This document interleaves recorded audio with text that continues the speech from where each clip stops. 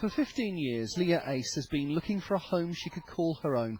As a private tenant, she always ran the risk of being moved on and had to pay the market rent. Now, in her new affordable home, she feels secure. I've grown up in the village. My parents and grandparents live in the village. We go back generations, so I just wanted something secure, really.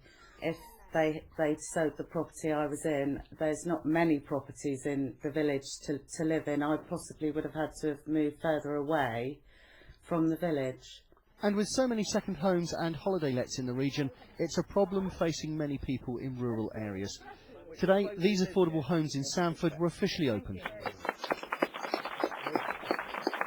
These 7 homes in a total development of 19 are the first affordable homes to be built in Sandford for more than 20 years. And this lack of availability of housing just demonstrates how difficult it can be for local people to be able to live in rural communities. Today, housing officials met in Exeter to discuss how to tackle the problem. There is a growing awareness that used to be characterised by NIMBYs trying to stop anything from happening, to a feeling in an awful lot of villages we want to help our local people, we want this to be a proper community. So they're beginning to get behind the housing associations who are the key to building new affordable homes.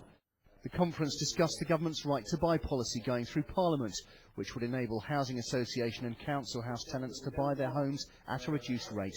It came under a lot of criticism. Where the properties are being sold and then going into the private sector, as long as others are coming up behind, then the net housing stock is increasing. So that's the important aspect of this policy to focus on, I think, which is quite different actually from what happened in the 1980s.